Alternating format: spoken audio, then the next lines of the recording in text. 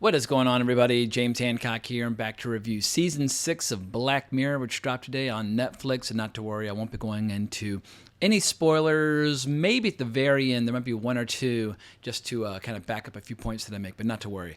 I'll give you a big fat warning before I do so, but it's been a little while since we've had any new Black Mirror. The writer, Charlie Brooker, who created the show and writes every episode, he occasionally has collaborators, but it's his baby. Since the last season in 2019, he's been busy with some TV specials like Death to 2020, Death to 2021, a short called Cat Burglar, something called Kunk on Earth. I don't know what any of these are. I basically have been on a Charlie Brooker vacation since 2019. And I would love nothing more than to be able to report that Season 6 shows all the signs that he's been able to kind of recharge his batteries and completely, totally reinvigorate this show. But the sad reality is, like a couple of the later seasons, in my opinion, it's got one really strong episode, it's got two pretty good episodes, and two that are, okay. They're not going to blow anybody's hair back or become anybody's new favorite episodes of Black Mirror. I think my favorite episode of Black Mirror is still Be Right Back from Season 2, and I think there's a case to be made, or I've heard other people make this case, and I think I now agree, that the show is at its best during Season 1 and Season 2 before Netflix bought the rights to it.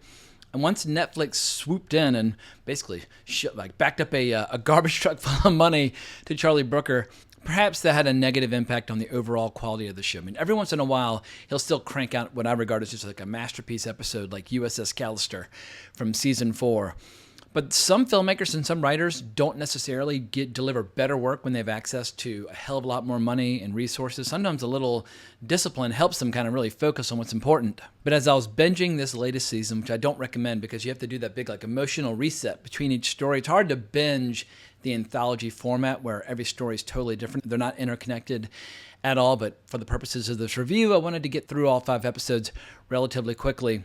But as I was watching these 5 episodes, I started to run out of gas by episodes 4 and 5, and I started to feel like Charlie Brooker might be running out of gas because I feel like he's at his strongest, right, his best, when he's offering us really interesting, not cautionary tales, but just kind of exploratory tales about how technology is going to impact our lives potentially in the years to come. And in the spirit of all great science fiction, as Robert Meyer Burnett likes to say, great science fiction doesn't tell you what to think, but it gives you things to think about.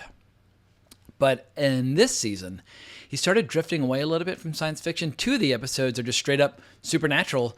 And I don't know if supernatural stories or fantasy stories or horror stories are necessarily his strong suit. He really seems to have just a real appetite for, a real curiosity about technology and its impact on our lives and how it's going to change our lives and so on and so forth. And he didn't play to his strengths as frequently this season as he has in the past. However, with all that out of the way, I think there's one real winner that everybody should check out this season, and that is Loch Henry, episode 2, where you have 2 young film students basically going on vacation in Scotland. One who's from there, one who is not.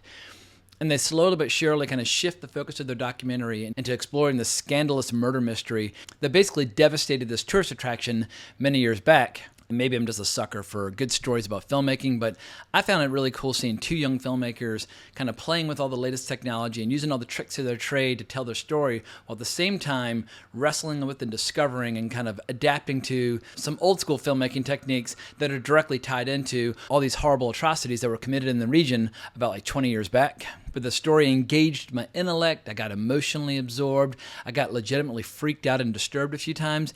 And then the very end of it just floored me. They found this really interesting way where, without giving anything away, just to, add heart in unexpected places. Because I feel like with all these stories, they tend to be kind of morality tales. And he can be at times a little heavy-handed. Like if you were to criticize him for being a little too self-righteous at time, or maybe showing his hand too readily, or just too blatantly or too clearly having an axe to grind or a bone to pick. Occasionally he just has a dash of self-righteousness or preachiness in his storytelling, which I find to be kind of off-putting or keeps me at arm's length. However, all that's gone in this episode, Loch Henry. And in the hands of lesser storytellers, the final scene would have definitely gone in one very predictable direction. But in the hands of Charlie Brooker, it went into very surprising terrain. So yeah, Loch Henry, fucking fantastic. And it was just a fantastic reminder of the amazing possibilities of smart genre entertainment. I feel like we're living in an era now where we have so many tired franchises that have moss growing on them, where they're playing on nostalgia, or they're playing on our sentimentality, or they're overstaying their welcome by many decades. We very rarely get cool new franchises. And obviously at this point, Black Mirror, I mean, it goes back to what, like 2011 or 12? When was season 1? Hang on one sec, just scrolling up.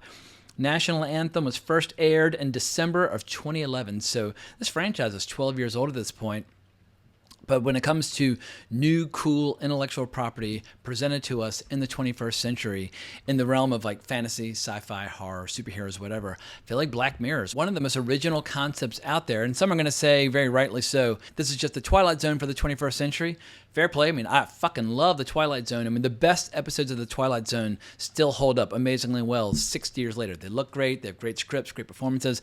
There's nothing wrong with loving classic Twilight Zone or Outer Limits or any of those shows. But for my part, when it comes to fantasy, sci-fi, horror, superheroes, all these great kind of escapist fantasy subgenres and whatnot, I really enjoy fresh new concepts that challenge my intellect, which challenge my assumptions, which take me into new terrain that hasn't been explored before. I feel like there needs to be more to science fiction than just wallowing in sentimentality and hero worshipping franchises from our childhood. Science fiction needs to blow our minds. Science fiction needs to open up new storytelling possibilities. And even if you have to kind of wade your way through 3, 4, maybe 5 episodes of Black Mirror to find the good ones, I still feel like the juice is worth the squeeze. I will continue to watch until we see a season where there's not a good episode in the bunch. I will remain open to the possibilities of Black Mirror, and I will remain curious about whatever Charlie Brooker, whatever stories he wishes to tell. But I think for the rest of this video, what I'm going to do is just go episode by episode and just call attention to a few highlights. So if you want to go into this season totally spoiler-free, now is the time to bail out completely. And for the rest of you, this is just a chance to kind of do like the water cooler breakdown of what worked and what did not of all these episodes. So let's start with Joan is Awful, which has an incredible title. I mean, the title for that episode alone is a winner, but it gives us the great Annie Murphy, who obviously has legions of fans from Schitt's Creek and that sort of thing. But we also have Salma Hayek and Michael Cera and some other people.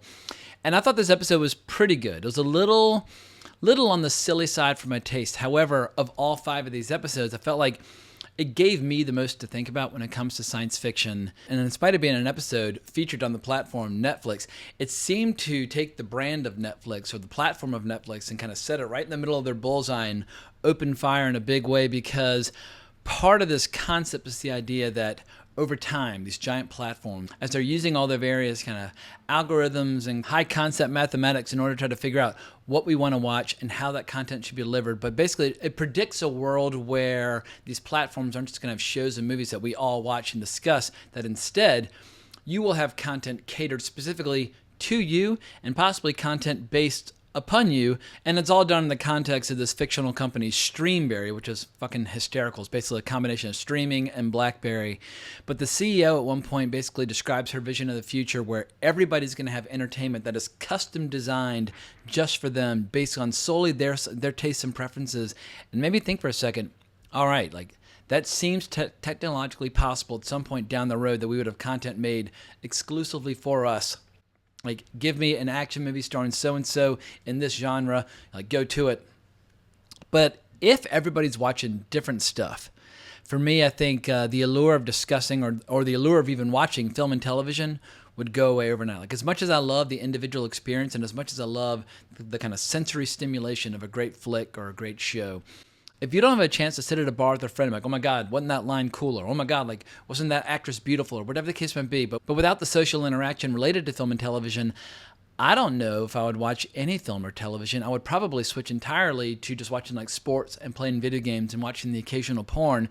And porn is exactly what this future feels like. In a world where everybody gets entertainment that they watch in total isolation, catered specifically for them, that is pornography. So even if the overall tone of the episode felt a little too self-congratulatory in my taste, that said, it did get me thinking about the future entertainment, so high five to Charlie Brooker for making me think as opposed to just putting my brain to sleep. And as icing on the cake, we've got to watch Annie Murphy have explosive diarrhea. And I was talking to one of my nieces recently who I think is 4 years old, and we were basically joking about like farts and doo-doo and diarrhea. And she just started screaming diarrhea, and I started just howling with laughter. Diarrhea is one of those subjects where I feel like no matter what age you are, no matter how sophisticated you are, no matter how much education you have or don't have, diarrhea will always be funny. But moving on to episode 2, Lock Henry. I think I've already shouted enough praise on this episode. However, what I will say, now that I'm in the spoiler section, it was really cool seeing how like VHS cassettes were employed in the plot and how kind of the creepy mother of the young Scott, how she has this one show that she's totally obsessed with. But as everybody can remember from back in the days of VHS, people are constantly recording over the tapes over and over and over again. And I thought it was fascinating watching this filmmaker discover the hidden torture and murder and S&M and all the weird kinky shit that was at the end of the tape after the episode of the show. And no matter how loathsome and despicable and disturbing as I found the villains of this episode to be, it broke my fucking heart at the very end when this young kid sees a stack of VHS cassettes and it just says, "For your film, Mom." Like, she's about to commit suicide. She knows her life is over. But there's some impulse in her, even though she was guilty of torture and murder and all these horrible atrocities, that she would still try and encourage and nurture his filmmaking career. And I was like, oh my God, like my heart is going out with like this deep swell of pity and love and affection for an absolute monster. And once again, that is a sign of really good science fiction where you have these kind of counterintuitive impulses, or in spite of your own ideas, you find yourself getting emotionally engaged with a character you might find to be morally reprehensible. So yeah, Lock Henry, thumbs up, fantastic episode. And episode 3, Beyond the Sea, I thought was really solid as well. This one could have easily been a feature film unto itself, released in the theater, but it had Aaron Paul, Josh Hartnett, Kate Mara, and Rory Culkin. And Rory Culkin was really fucking disturbing as basically this like hippie cult leader who despises the fact that astronauts can be in space but also inhabit robotic bodies back on Earth so they can spend time with their family. It just felt really creepy and authentic and just absolutely merciless and brutal as he's butchering this poor guy's family as a way of sending some warped message or some warped protest against the fact that astronauts are basically able to inhabit 2 different bodies at more or less the same time. And then the rest of the story was just this really moving, affecting love story. And Kate Mara, I thought this was some of the best acting that she's ever given us at any point in her career. And I just thought it was a fascinating sci-fi concept, watching an astronaut in space whose family's been butchered back on Earth, getting an opportunity to inhabit the body of his partner up on that space station in order to help him like maintain his sanity, and then slowly but surely falling in love with the wife of the person that he's working with, and he's having all these fantasies about her and painting her in the nude and so on and so forth. And it just got into some really interesting terrain that can only be explored with science fiction. I thought the ending that it was working its way toward was that basically like Josh Hartnett's character would basically get like one evening of love and bliss and passion with Kate Mara, and then they would have a parting of the ways, and then Aaron Paul would basically like resume his role as the father moving forward. But nope.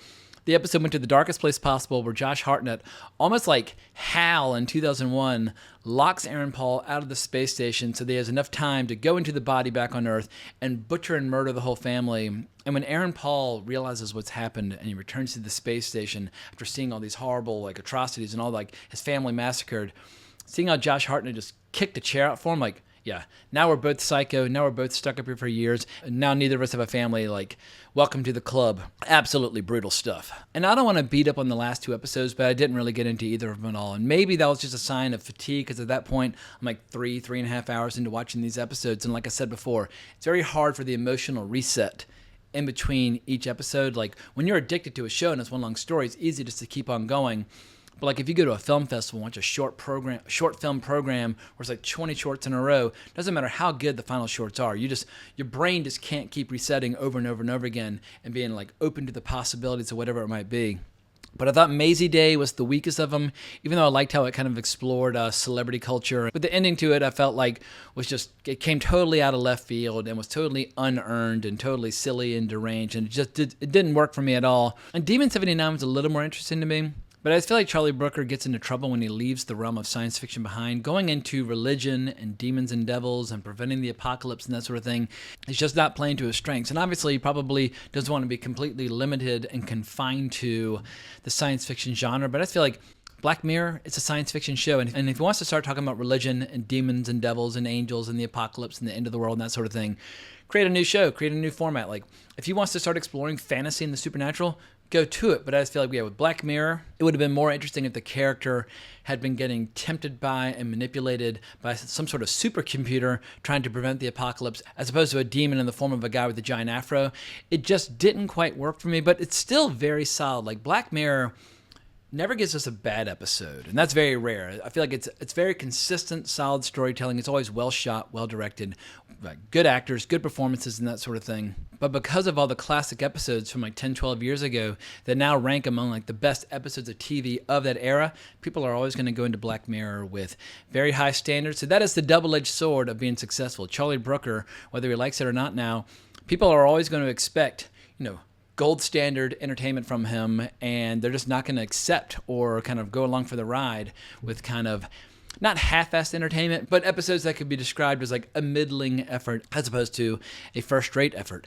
But I think that's about all I've got to say about season 6. So if you're a fan of Black Mirror or have been a fan in the past, or say you've fallen off of the show, like I said, I would recommend you try episode 2, and if you love it, try episode 3 and episode 1. And if you're just absolutely having the time of your life, then yeah, obviously watch all of them. I mean, I've seen every single episode of Black Mirror, and it's got serious peaks and valleys, serious ups and downs, but I just hope it won't be 4 more years before we get another season. Or who knows, maybe Charlie Brooker is sick to death of Black Mirror and is eager to explore new frontiers. But for now, I'm going to go ahead and wrap up this video. If you enjoyed it, please consider hitting that notification bell to be notified about future content. But I hope everybody has an amazing weekend, but more importantly, as always, onwards and upwards.